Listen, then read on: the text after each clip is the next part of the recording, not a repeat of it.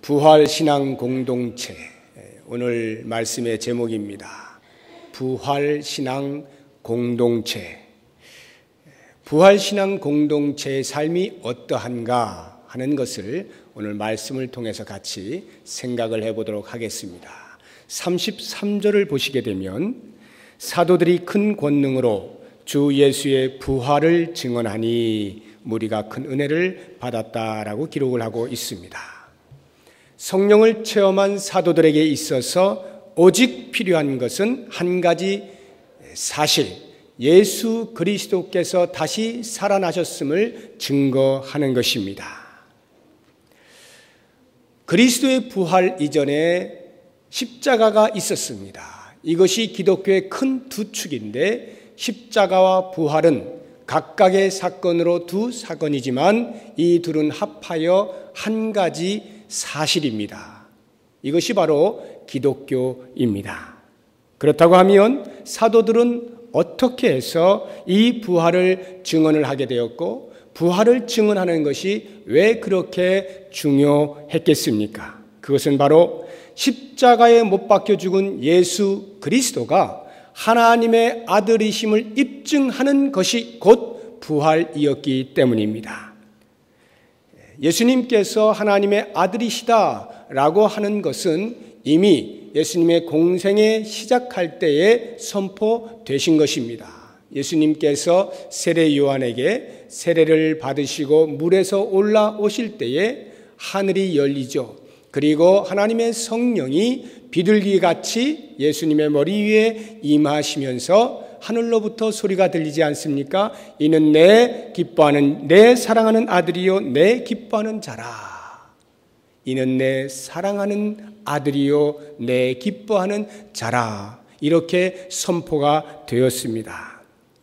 뿐만 아니라 예수님의 공생의 기간 동안에 귀신들도 이 사실을 알고 시시때때로 예수님을 보기만 하면 이렇게 고백한 것을 우리는 잘 알고 있습니다. 마가복음 3장 11절에 더러운 귀신들도 어느 때든지 예수를 보면 그 앞에 엎드려 부르짖어 이르되 당신은 하나님의 아들이니이다. 이렇게 말한 것을 기록하고 있습니다.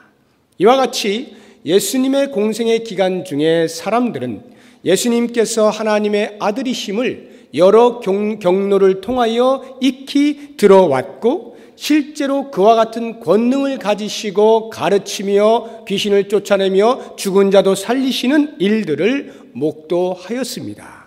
그럼에도 불구하고 그들은 굳이 예수님께서 하나님의 아들 되심을 부인하였고 십자가에 못 박음으로써 그것이 거짓이었음을 확증하려고 했습니다. 그래서 골고다 언덕에 모여 예수의 죽음을 지켜보고 있던 수많은 사람들은 예수를 이렇게 모욕하였습니다. 마태복음 27장 40절에 보면 이르되 성전을 헐고 사흘에 짓는 자여 내가 만일 하나님의 아들이거든 자기를 구원하고 십자가에서 내려오라. 이렇게 조롱을 하였습니다. 그 이후 42절, 43절에도 보게 되면 대제사장들조차 서기관들과 장로들과 함께 덩달아서 예수님을 희롱하는 것을 볼 수가 있습니다. 그가 남은 구원하였으되 자기는 구원할 수 없도다. 그가 이스라엘의 왕이로다. 지금 십자가에서 내려올지어다. 그리하면 우리가 믿겠노라. 그가 하나님을 신뢰하니 하나님이 원하시면 이제 그를 구원하실지라. 그의 말이 나는 하나님의 아들이라 하였도다. 이렇게 조롱을 하였습니다. 왜 그 당시의 종교 지도자들과 온 백성들은 예수님을 하나님의 아들로 인식하지 못하였을까요? 그들이 생각할 때에 하나님의 아들은 이런 모습이어서는 안 되었기 때문입니다. 하나님의 아들은 온 세상이 보는 앞에서 왕으로 등극해야만 했습니다. 초라하고 어설프게 태어나서 약간의 초자연적인 일들을 행하는 것으로 메시아 흉내를 내고 있는 인간 예수를 그들은 하나님의 아들로 인정할 수 없었던 것입니다. 결국 종교 지도자들은 예수를 십자가에 못 박아 죽임으로써 시끄러웠던 민심과 소동을 잠재워야만 하는 의무감이 생겼습니다. 이제 더 이상 자신을 하나님의 아들이라 하여서 자기들이 온전히 섬기는 하나님을 욕되게 하는 일은 발생하지 않도록 해야 했던 것입니다. 그것이 유대인의 입장에서 이해한 십자가 사건입니다. 그래서 그들은 그 십자가 앞에서 묻는 것입니다. 이래도 네가 하나님의 아들이라고 우길 것이냐 묻는 거죠. 아무리 초자연적인 일들을 행함으로써 백성들을 현혹했다 할지라도 이번만큼은 내가 하나님의 아들의 흉내를 낼 수는 없을 것이라 확신과 함께 조롱하듯이 묻는 것입니다. 너를 십자가에 못 박을 수 있는 우리의 권세 앞에서도 감히 내가 하나님의 아들이라 운운할 수 있겠느냐라고 하는 것이죠. 바로 그 순간에 예수님께서 그들 눈앞에 보란듯이 십자가에서 내려오셨다면 여러분들은 어떻게 생각하십니까? 그 주변에 있는 모든 사람들이 정말로 내려오셨네 하고 하나님의 아들로 인정을 했겠습니까? 절대 그렇지 않죠. 잠깐 놀랄 수는 있겠습니다. 그러나 그들은 곧바로 예수님을 다시 붙잡았을 것이에요. 그리고는 반드시 그들의 야망대로 예수를 죽이고야 말았을 것입니다. 왜냐하면 그들이 예수님을 십자가에 못 박은 것은 과연 예수가 진짜 하나님의 아들이냐 아니냐를 반신반의하면서 그것을 확인하기 위하여 못 박은 것이 아니기 때문입니다. 그들은 이미 자기들의 생각에서 예수는 하나님의 아들이 아니다라고 못 박고 그 예수를 죽이기로 작정을 한 사람들입니다. 죽일 목적을 이미 마음에 품은 사람이 그 무엇을 보아서 예수를 하나님의 아들로 인정할 수 있었겠습니까? 만약에 십자가에서 내려오시는 예수님을 보고 하나님의 아들로 인정할 만한 마음이었다면 이미 그들은 공생의 기간 동안에 예수님이 행하신 일들을 보고서 충분히 하나님의 아들로 인정할 수 있었을 것입니다. 그러하기에 예수님은 십자가에 매 달리신 채로 그들의 조롱과 멸시를 참으셔야만 했습니다. 하나님의 뜻을 이루기 위하여서 참는 것도 있었겠지만 지금 내려가 봐야 아무 소용도 없는 것임을 잘 알고 계셨기 때문입니다. 오직 부활을 통해서만 하나님의 아들 되심을 증명할 수 있는 것임을 알고 계셨기에 예수님은 그 십자가의 저주를 기꺼이 견디셔야 했던 것입니다. 그렇다고 하면 왜 부활만이 하나님의 아들 되심을 증명할 수 있는 것이라 말씀을 드리고 있습니까? 십자가는 무엇이 부족합니까? 예수님의 십자가는 율법의 요구를 이루어 드린 것이었습니다.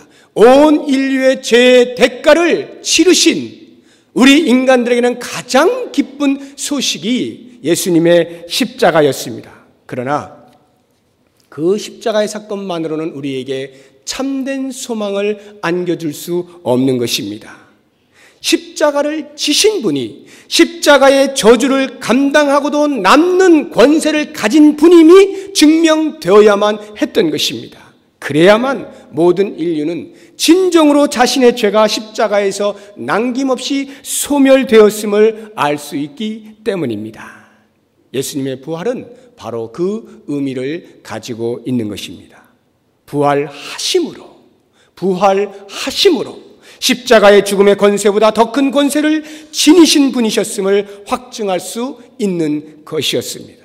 부활하심으로 십자가의 죽음은 모든 인류의 죄를 완전히 소멸하는 능력이 되는 것을 증명할 수 있는 것이었습니다. 사도들이 예수님의 부활을 그토록 외친 것은 바로 이것 때문인 것입니다. 오직 하나님의 아들만이 할 수 있는 전 인류의 죄의 대속 사건이 바로 예수님의 십자가의 사건이었음을 부활을 통하여 분명하게 증거할 수 있게 된 것입니다. 더 이상 예수님을 하나님의 아들로 인정할 다른 증거가 필요치 않게 되었습니다. 그래서 로마서 1장 4절에 보면 사도 바울은 이렇게 담대하게 외치는 것입니다. 성결의 영으로는 죽은 자들 가운데에서 부활하사 능력으로 하나님의 아들로 선포되셨으니 곧 우리 주 예수 그리스도시라. 그렇습니다. 예수 그리스도의 부활은 모든 불신과 조롱과 적대감을 일시에 불식시킬 수 있는 유일의 사건이었습니다. 그래서 사도들은 부지런히 일관되게 그리고 참된 기쁨과 희열을 가지고 그리스도의 부활을 증거하였던 것입니다. 그러나 보십시오. 종교 지도자들은 예수 그리스도의 부활하신 그 사실로 인하여 자신들의 입지가 대단히 난처하게 되었습니다. 그래서 그들은 더욱더 예수 그리스도의 하나님의 아들 되심을 인정하지 않으려 했습니다. 더 이상 부인할 수 없는 이 사실로 인하여서 항복할 수밖에 없음에도 불구하고 회개하지 않는 것은 이들의 불신앙의 극치를 보여주고 있는 것입니다. 이들은 처음부터 예수가 하나님의 아들 되심에 대한 증거가 불충분했기 때문에 믿지 못했던 것이 아니라 불신앙의 사람들이었기 때문에 믿지 못했음을 입증하는 것입니다. 이렇게 불신앙의 사람들은 예수의 부활이 역사적 사실로 유포되고 있는 것을 그냥 놔둘 수가 없죠. 왜냐하면 그 부활을 인정하는 한 예수는 하나님의 아들 되심이 증명되어지는 것이고, 그렇게 되어진다면 자기들의 행한 모든 것이 불법이요 하나님께 대한 망령된 행위였음을 인정할 수밖에 없게 되기 때문에 어떻게 해서든 예수의 부활 사건을 입막음해야만 했습니다. 그래서 그들이 취한 것이 무엇이냐면 몇 가지 이야기들을 조작하는 거예요. 그래서 그 조작된 이야기를 허위로 유포하는 것입니다. 그 가운데 하나가 도난설이에요.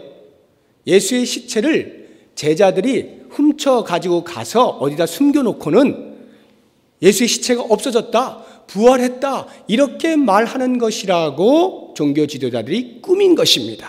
그러나 이것이 얼마만큼 조작된 것이냐라고 하는 것은 제자들의 그 당시 상황을 보시면 금방 알 수가 있죠.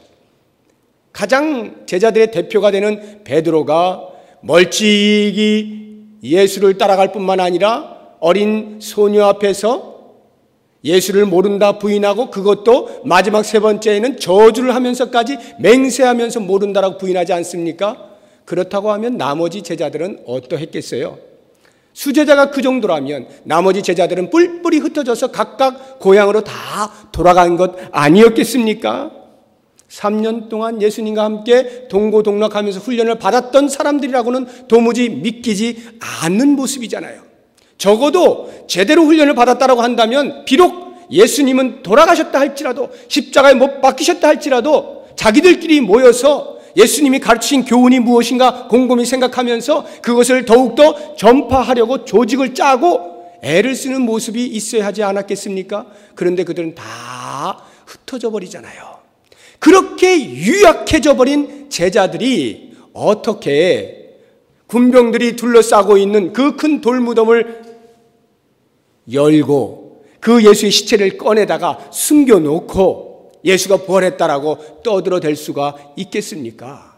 그들은 그렇게 할 만큼 큰 대의를 품지 못한 사람들이었습니다. 또 그들이 지어낸 이야기 중에 하나가 뭐냐면 기절했다라고 하는 거예요. 기절설. 예수님은 죽었던 것이 아니라 잠시 기절하고 다시 깨어나서 활동을 하시는 것이다, 이렇게 이제 말을 하는 것입니다. 이것도 역시 앞뒤가 전혀 맞지 않는 것이죠. 우리가 성경을 보게 되면 그 유대인들은 십자가에 못 박은 다음에 그 사람들이 죽었느냐 살았느냐를 확인하기 위해서 반드시 관절을 꺾게 돼 있습니다. 뼈를 꺾게 돼 있어요. 그래서 예수님과 함께 못 박혔던 양쪽에 있던 강도들은 다 뼈가 꺾이죠. 군병들이 가서 꺾습니다. 그런데 예수님을 이제 꺾으려고 보다 보니까 이미 예수님은 돌아가셨어요. 이미. 그래서 꺾을 필요도 없게 되었습니다. 그래서 안 꺾어요. 이것이 예언의 성취이긴 합니다만, 로마의 군병들이 어떤 사람들입니까? 뭐 사람 죽이는 것은 밥 먹듯이 했고 이골이 난 사람들이 아니었겠어요? 탁 보면 이 사람 죽었구나 아는 사람들이었단 말입니다. 그런 사람들이 뼈를 꺾지 않아도 될 만큼 확실하게 죽어 있는 것을 그들이 입증을 하고 있는 것입니다. 그러니까 이 기절설도 도무지 앞뒤가 맞지 않는 말이죠.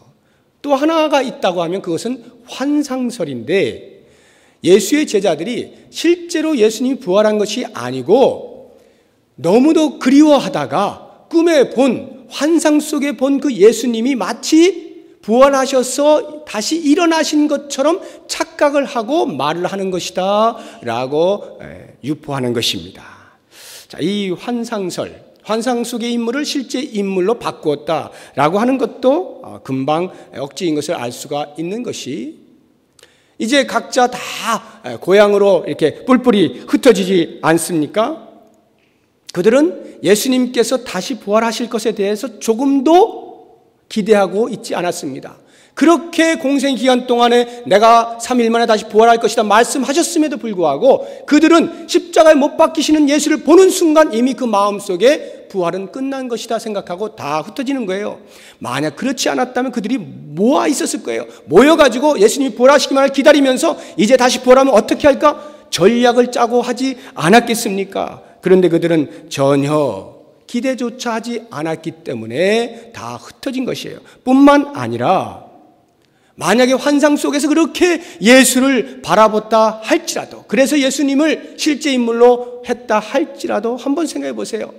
그렇게 유약한 제자들이 어떻게 자기들이 꿈에 본 환상 속에 나타난 그분을 진짜 살아계신 분으로 하면서, 조작하면서 목숨을 걸고 그 일에 자기의 온 힘을 다 쏟아서 전도를 할 수가 있겠느냐고요. 지금 당장 내 목에 칼이 들어오고 있는데 환상 속의 예수님을 바로 세우기 위해서 그렇게 목숨 걸고 할 리가 있을 리가 없죠. 그럴 수가 없는 것입니다. 그러니까 이 환상설도 역시 있을 수 없는 조작된 이야기인 것이죠.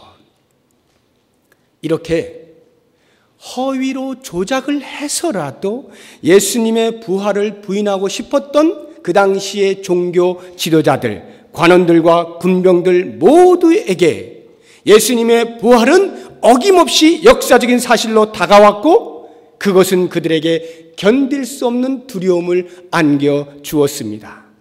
부활을 외치는 사도들의 모습을 보면 감히 막아설 수 없는 확신에 찬 태도와 행동으로 인하여 두려워하였던 것입니다.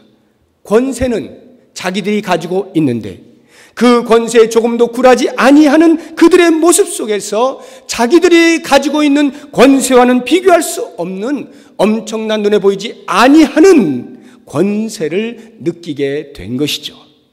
이것이 예수님의 부활로 말미암아 나타난 1차적인 현상이었습니다. 자, 그러면 이제부터 이 부활신앙이 그 신앙 공동체 안에 미친 영향들을 말씀을 통해 살펴보도록 하겠습니다. 오늘 본문의 말씀은 예수의 부활을 목도하고 경험한 신앙 공동체에 일어난 현상을 아주 자연스럽게 소개를 하고 있습니다. 32절을 보시기 바랍니다. 믿는 무리가 한 마음과 한 뜻이 되어 모든 물건을 서로 통용하고 자기 재물을 조금이라도 자기 것이라 하는 이가 하나도 없더라. 34절 35절 보십시오. 그 중에 가난한 사람이 없으니 이는 밭과 집 있는 자는 팔아 그 판 것의 값을 가져다가 사도들의 발 앞에 두매 그들이 각 사람의 필요를 따라 나누어 줌이라. 지금 이 말씀을 보시게 되면 우리들의 삶에서는 도저히 찾아볼 수 없는 어디 저 먼 나라의 이상적인 유토피아적인 그런 모습으로 보이지 않습니까? 그러나 이 말씀이 기록되어지는 그 당시를 우리가 돌아서 상상을 해보면 이것을 기록하고 있는 저자는 아무런 스스럼 없이 뭘 막 짜내서가 아니라 자연스럽게 기록하고 있어요. 왜냐하면 그 부활 공동체 안에서 일어난 현상이 이와 같이 자연스러웠기 때문입니다. 나눔에 대한 내용이죠. 이것은 제가 2장 42절 이하에서 이런 교회이고 싶습니다 라고 할 때에 교제가 풍성한 교회로서 나눔에 대해서 일부분 말씀드린 적이 있습니다. 그것은 잠깐 놔두시고 오늘 제가 이제 보고자 하는 것은 예수님의 부활과 관련하여서 예수님의 부활 신앙을 가진 사람들로서 그 공동체 안에서의 나눔의 삶이 어떠해야 할 것이냐라고 하는 면으로 초점을 맞추어서 생각을 해보도록 하겠습니다. 이 땅에는 여러 종류의 사회가 있습니다만 특히 경제 형태로 보자고 하면 대표적으로 두 형태가 있죠. 하나는 사회주의고 또 다른 하나는 자본주의입니다. 이 사회주의는 주로 공산주의의 정치 형태를 띈 나라들이 취하는 이제 경제 형태입니다. 사회주의. 여러분이 잘 아시는 우리 북한 같은 경우는 대표적이죠. 그런 공산주의자들이 채택하고 있는 이 사회주의는 대단히 이상적으로 모든 국민들이 평등하게 살 것을 기대하고 출발한 아주 대단히 철학이 담겨 있는 그런 경제 형태입니다. 그러나 그렇게 정부가 모든 국민의 소득을 일괄적으로 거두어 드리고 재분배를 하는 과정에서 우리가 보는 것처럼 결과는 어떻습니까? 모두가 평등하게 사는 것이 아니라 모두가 빈곤에 처해 있는 것을 보지 않습니까? 이러한 사회주의의 한계를 우리가 보고 있는 것입니다. 그렇다고 하면 지금 우리나라가 취하고 있는 경제 형태로서 이 자본주의를 한번 보시죠.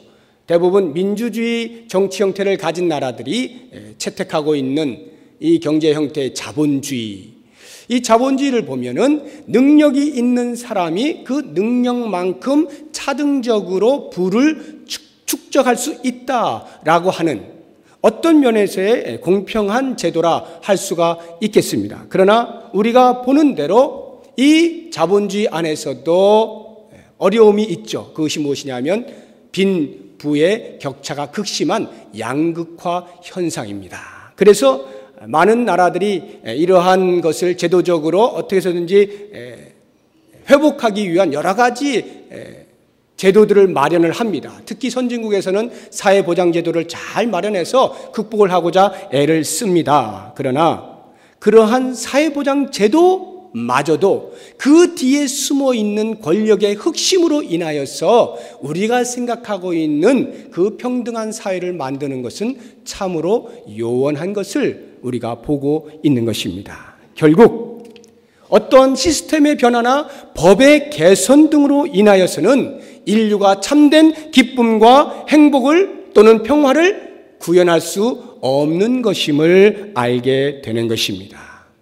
바로 여기에 기독교가 전혀 새로운 사회를 제시하고 있다는 것에 초점을 맞출 필요가 있습니다. 기독교는 이러한 사회에 대한 사회로서 출현한 것은 아닙니다.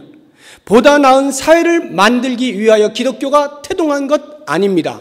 기독교는 오직 예수 그리스도의 십자가의 죽으심과 부활을 기초하여 만들어진 것입니다. 그런데 그렇게 기독교가 탄생을 하고 보니까 기독교에 입각한 그 사회, 그 공동체는 이 세상이 참으로 부러워할 만한 사회가 된 것입니다. 이 땅의 사회가 진정으로 모델로 삼을 만한 모범을 가지고 있었던 것입니다. 그 모범된 모습이 바로 오늘 우리가 읽은 이 본문의 말씀 속에서 발견이 되는 것입니다. 아무도 법의 통제를 받지 않습니다. 그럼에도 불구하고 한 마음을 갖게 되고 한 뜻을 품게 되면서 물건을 통용하는 일들이 일어났습니다. 자기에게 속한 재물을 아무도 자기 것이라 여기지 않았습니다. 사람들마다 자기의 가지고 있는 것들을 잘 정리하여서 사도들의 발 앞에 놓았습니다. 그리고 사도들은 필요를 따라 성도들에게 때를 따라 공급을 해 주었습니다. 그것이 초기 기독교가 가지고 있던 사회의 모습 전부 다입니다. 그게 다예요. 누가 그렇게 하라고 하지 않았어요. 그렇게 하는 것이 부활 공동체의 진정한 삶이다라고 외치지 않았습니다. 그렇게 사는 것이 우리 주님이 기뻐하시는 삶이라 다그치지도 않았습니다. 부활을 경험한 사람들이 모이니까 예수 그리스도의 부활을 외치는 사도들의 그 외침 아래 모인 사람들이 너무나도 자연스럽게 취한 행동이 자기들의 물건을 내어놓고 함께 공유하는 것이었습니다. 부활을 경험한 자, 그리스도의 부활을 경험한 자들은 예수님께서 그 속에서 보여주신 사랑이 얼마나 크고 놀라운지를 보게 된 것입니다. 그런데 여러분, 원래 그 사람들이 그런 사람들이 아니에요. 원래 그렇게 착한 사람들이 아닙니다. 그 정도의 선을 베풀 만큼 인격적으로 갖추어진 사람들이라고 착각을 해서는 안 됩니다. 전에는 그들도 똑같이 우리와 더불어 너에 대하여서 틀렸고 나는 옳다라고 주장을 했던 사람들이고, 비교와 경쟁을 통해서 다른 사람들보다 나은 삶, 안정된 삶을 살려고 발버둥을 쳤던 사람들입니다. 가난한 자들을 향해서는 게으른 종족이라 말하고 배고픔을 경험하는 것이 마땅하다라고 여겼던 사람들입니다. 그런데 졸지에, 그야말로 졸지에 예수의 부활에 담겨있는 십자가의 사랑을 보게 되었을 때에 사람들은 자기의 생각을 버리기 시작했습니다. 자기의 판단을 포기하기 시작했습니다. 내가 옳고 너는 틀렸어라고 생각했던 것들이 부활하신 주님을 만나게 되면서 모든 인간이 틀린 것이었음을 깨닫게 되었습니다. 그래서 틀린 인간들이 부활하신 주님을 만나 새로운 생명을 얻게 되었을 때 그들은 오직 서로를 아끼고 서로를 사랑하고 서로를 위하여 가슴에 품어야 하는 존재들임을 깨닫게 된 것입니다. 왜 내가 부지런히 일하여 저 게으른 자의 입에다 먹을 것을 넣어 주어야 하느냐? 불평하지 않았습니다. 반면에 없는 자가 있는 자를 향하여서 돈 있는 자들이 없는 나를 도우는 것이 마땅하지 라고 뻔뻔스러운 태도를 취하지도 않았습니다. 그들에게는 오직 사랑하는 일만이 중요했습니다. 그들이 받은 그 그리스도의 십자가의 사랑을 나누는 것만이 중요했습니다. 부활의 주님이 우리에게 보여주신 그 크신 십자가의 사랑의 그늘 아래 모든 인간의 판단이 중지되어지고 서로 사랑하는 것만이 유일하게 그들이 해야 할 일이 되어버린 것입니다. 이렇게 부활신앙은 그 공동체의 색깔을 바꾸어 놓습니다. 조금이라도 제 것이라 하는 자가 없는 거예요. 그것이 물질뿐만이 아닙니다. 재능이 그렇고 지식이 그렇습니다. 그래서 그 신앙 공동체 안에서는 공부해서 남 준다는 말이 통하는 거예요. 그것뿐만이 아니라 우리의 건강이 그렇고 우리의 권력이 그렇습니다. 무엇이든지 나에게 있는 것이 있다면 그것은 부활 공동체를 위한 것이 되었습니다. 교회가 이것을 경험하며 살게 될 때 비로소 이 사회는 우리 교회를 향하여 눈을 돌리게 되는 것입니다. 사회주의도 자본주의도 이룰 수 없는 놀라운 평화와 평등의 사회, 그것은 예수 그리스도의 부활을 경험하는 그 부활신앙 공동체 안에서만 발견할 수 있는 것입니다.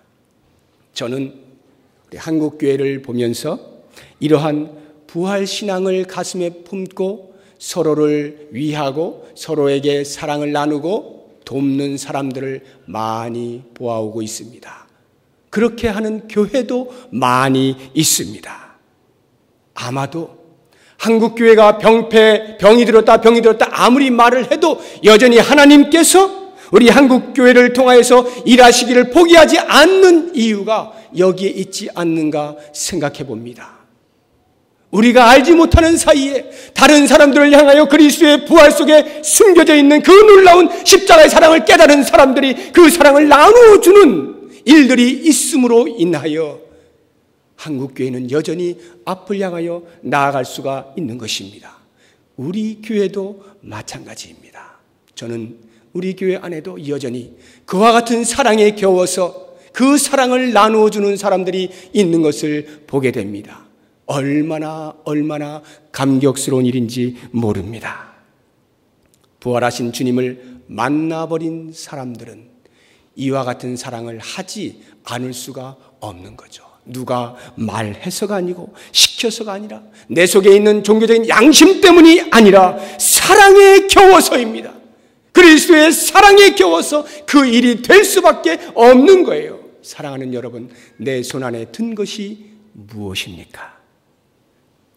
그것이 무엇이 되었든 그것은 나 자신만을 위하여 존재하는 것이 아니라 너를 위하여 주께서 허락하신 것입니다. 부활 공동체를 위하여 허락하신 것이고 나아가 하나님의 나라의 백성들을 위하여 허락하신 것입니다. 이 사랑에 겨워 서로서로를 사랑하며 격려하는 아름다운 부활 공동체를 한번 그려보십시오. 이러한 사랑이 넘치는 교회는 오직 한 가지, 예수 그리스도의 그 부활의 사랑 앞에 침잠되어진 사람들만이 가능한 것입니다. 이러한 모습이 우리 부평동북교회 안에 구석구석 일어나서 어디를 찾아보아도 예수 그리스도의 그 부활로 말미암아 사랑에 겨운 사람들로 인하여서 사랑이 넘쳐나고 넘쳐나는 그러한 복된 교회, 그러한 복된 지역의 아름다운 교회 되어지시기를 우리 주의 이름으로 축원합니다. 기도하겠습니다. 하나님 아버지, 너무나 이상적으로만 보이는 그 아름다운 공동체가 성경 속에서 얼마든지 발견되어지고 우리의 마음 가운데도 그려지게 하여 주시는 것 감사합니다. 누가 시켜서가 아니라 그리스도의 그 놀라운 부활 속에 담긴 십자가의 사랑을 체험하게 될 때, 깊이 경험하게 될 때 그런 삶을 살지 아니할 수 없는 것임을 깨닫고 우리의 영혼이 그리스도와 연합되며 그 그리스도의 부활 앞에 무릎을 조아려 참으로 복되고 아름답고 자원하여 섬기는 귀한 공동체 일원이 되게 하여 주시옵소서. 우리 교회가 그와 같은 교회가 되게 하시고 사랑이 넘쳐나 온 지역에 모범이 되어지는 복된 공동체가 되게 하여 주시옵소서. 예수 그리스도의 이름으로 기도드립니다. 아멘.